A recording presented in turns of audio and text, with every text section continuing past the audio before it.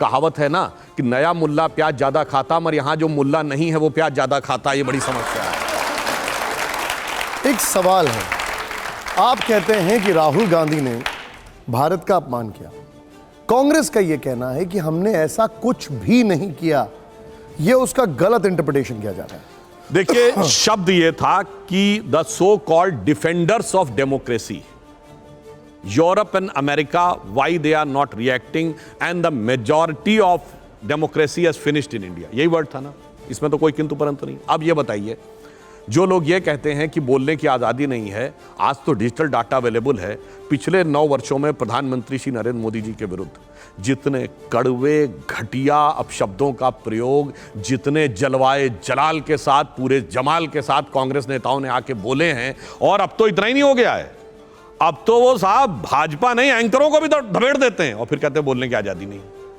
ये कितना यथार्थ के विपरीत है। और दूसरा, मुझे दुख इस बात का है, आपको पता है इस देश दुनिया में कितने % पॉपुलेशन डेमोक्रेसी में है? केवल 30%, जिसमें 16% हम हैं। अगर भारत को हटा दिए सिर्फ 14% है। Look at the entire eastern hemisphere, eastern Europe से जापान, सिर्फ 3 देशों में सस्टेनेबल कांस्टेंट डेमोक्रेसी है, जापान, ऑस्ट्रेलिया और भारत। ऑस्ट्रेलिया तो एक्सटेंशन ऑफ यूरोप है, जापान में भी कॉन्स्टिट्यूशनल मोनार्की है, pure absolute consistent democracy in the entire eastern hemisphere हम है। डिफेंडर्स ऑफ डेमोक्रेसी हम है भाई, वो कौन होते बोलने वाले? और इनकी आदत यही नहीं है, जब इनकी सरकार थी तब याद करिए भारत के 60 सांसदों ने यूएस सीनेट को लिख के भेजा था कि मोदी जी को वीजा मत दीजिएगा, जबकि मोदी जी ने वीजा के लिए कभी जिंदगी में अप्लाई नहीं किया था। ये क्या था? भारत की संप्रभुता का अपमान, भारत के लोकतंत्र का अपमान, भारत की न्याय व्यवस्था का अपमान, कि आप दूसरे देशों में जाके गुहार लगाते हैं। इसलिए हमने कहा यह भारत का अपमान था और यह आपकी फितरत है पहले से लेके और आज तक।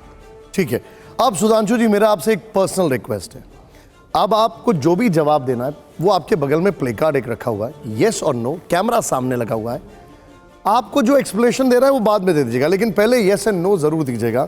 मैं आपसे एक रैपिड फायर कर रहा हूं, बड़ा ठंडा ऑडियंस है, क्या आप तैयार हैं कि नहीं है?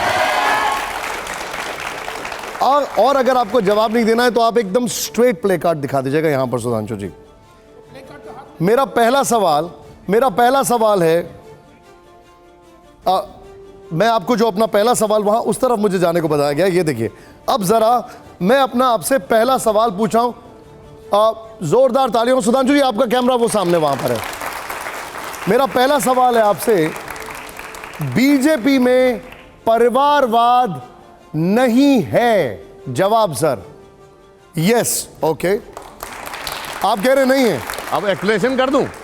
एक्सप्लेन अभी करें बात? लेकिन येदुरप्पा के बेटे और हाँ। देखिए, परिवारवाद और परिवार के व्यक्ति में होने में क्या अंतर है?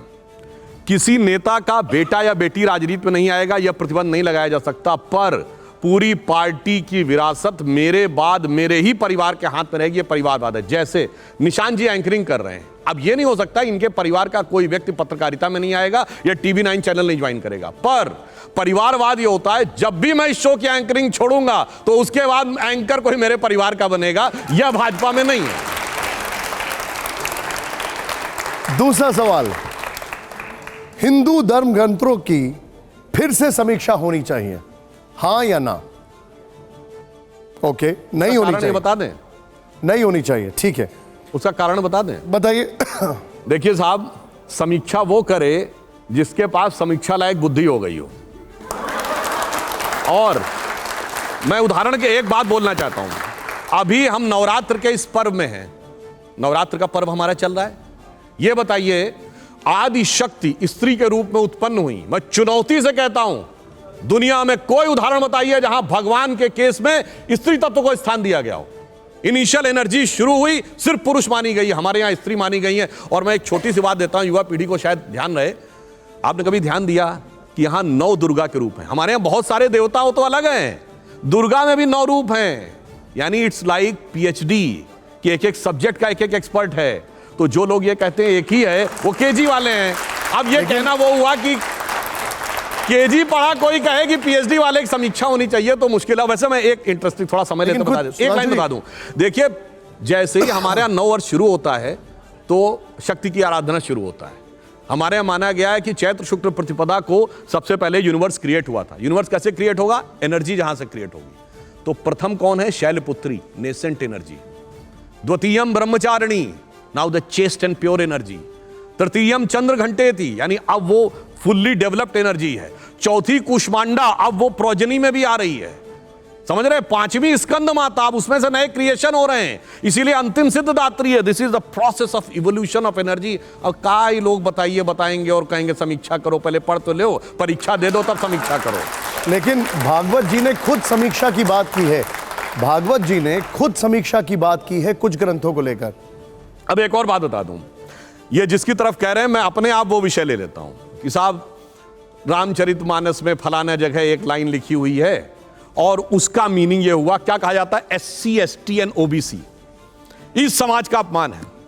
मान्यवर 1990 में मंडल कमीशन आया, उससे पहले ऑफिशियली सरकार की नजर में कोई OBC नहीं था। 1960 के दशक से पहले OBC वर्ड ही नहीं था। मतलब जो चीज ही 60 साल पहले नहीं थी, 600 साल पहले चेप दी जाके। SC वर्ड 1937 में आया, यानी 85 साल पहले, वो भी 500 साल पहले जाके चिपका दिया।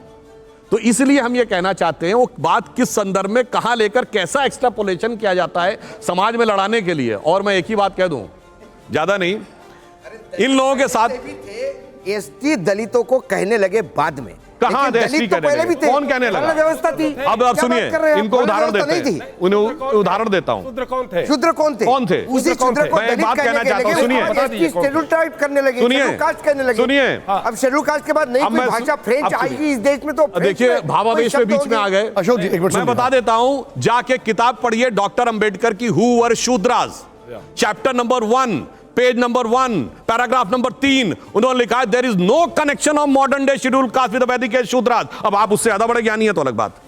अच्छा ठीक है, अब मेरा अगला सवाल अशोक भाई प्लीज। महबूबा मुफ्ती से गठबंधन बीजेपी की भूल थी, यस और नो?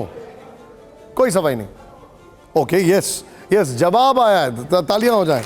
अब सुनिए, इसमें सवाल नहीं सर, इसमें एक्सप्लेनेशन दे रहा हूं। प्रधानमंत्री जी स्वयं बोल चुके 2019 में कि हमने एक प्रयास किया था, वो महामिलावट थी। ठीक है।